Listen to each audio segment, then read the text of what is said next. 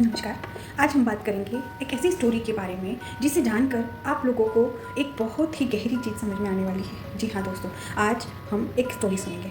एक स्टोरी जिसमें एक आदमी जो जन्म लेते ही पैरालाइज़ हो गया। वो जन्म लेते ही पैरालाइज़ हो गए और इसके साथ ही कुछ ही दिनों में उनकी माताजी शांत हो गई और उनके पिता बहुत ही ज़्यादा गरीबी के साथ उन्होंने पाला और कुछ ही दिनों में उनके पिता भी गुजर गए। हालात कुछ ऐसे थे कि जब वो 8 से 10 साल के हुए तभी से वो काम करते हुए अपने आप को संभालने लगे, अपना भरण पोषण करने लगे। अब कुछ ही दिनों में अपना कामकाज शुरू किया और शादी हो गई। शादी के कुछ दिनों बाद उन्हें कुछ इतनी ज़्यादा ज़रूरत पड़ी कि उन्होंने अपनी बीवी के जेवर बेच दिए। चूँकि उन्होंने अपनी बीवी के जेवर बेच दिए थे तब उनकी पत्नी गुस्सा हो गई और उन्हें छोड़कर चली गई। उनके पास अब सिर्फ और सिर्फ उनका एक कुत्ता उनके साथ था और वो अपने डॉगी के साथ रह रहे थे। अलग अलग चीज़ों में ट्राई करने के बाद उन्हें ऐसा लगा कि वो फिल्म इंडस्ट्री में जा सकते हैं। उनका ये पैशन बहुत हद तक उनके सर पर चढ़ा हुआ था और वो जगह जगह हर इंडस्ट्री में जाते और उन्होंने एक स्टोरी लिखी थी, एक बहुत ही शानदार सी स्टोरी उन्होंने लिखी थी।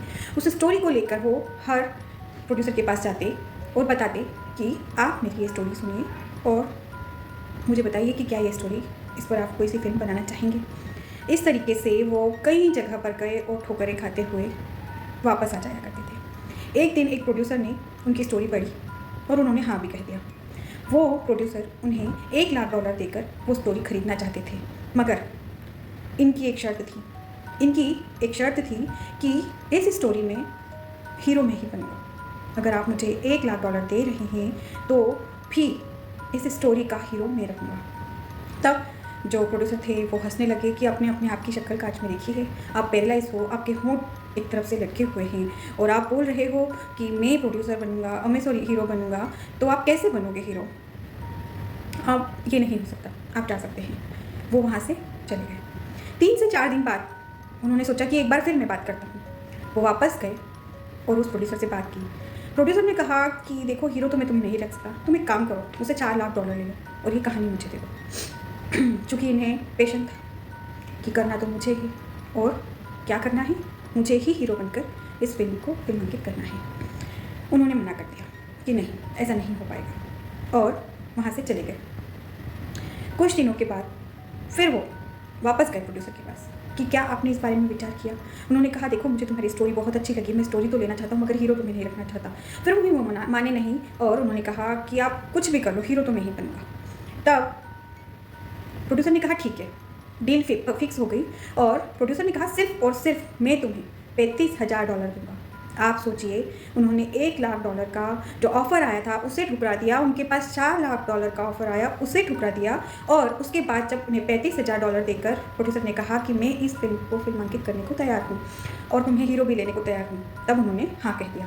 अब फिल्म बनने के बाद में आप सोच भी नहीं सकते कि वो फिल्म इतनी ज़्यादा हिट हुई कि उस साल की वो सबसे अच्छी फिल्म रही और इसके साथ ही इन्हें बेस्ट एक्टर अवार्ड भी मिला और उन्हें इस चीज़ का बिल्कुल भी घमंड नहीं हुआ। और इसके साथ ही उन्होंने इस परेशानी के दौर में अपने उस खास डॉगी को भी बेच दिया था। जी हाँ, उन्होंने अपने उस डॉगी को $2,500 में बेच दिया था। मगर जब उनकी फिल्म हिट हुई और वो एक अभिनेता बने और उनके पास जब $35,000 आए थे, तब उन्होंने उस आदमी को जिसे डॉगी बेचा था उसके पास जाकर कहा कि मुझे मेरा कुत्ता वापस दे दो। तब उन्होंने मना कर दिया कि नहीं, मैं ये डॉगी नहीं बेच रहा, मेरे पास कोई डॉग नहीं है, आप यहाँ से जा सकते हैं। तभी इन्होंने उसे $500 देने का कहा, तब भी मना कर दिया। उन्होंने उसे $10,000 देने का कहा, तब भी मना कर दिया। उसके बाद जो डील फिक्स हुई उसे सुनकर आप आश्चर्य करेंगे, उन्होंने $15,000 उन्हें देने का कहा, तब उस डॉगी को उन्होंने देने का हाँ बोल दिया। आप मानेंगे नहीं, उस डॉगी को लेकर वो जब घर गए तब उन्हें इस चीज़ का एहसास हुआ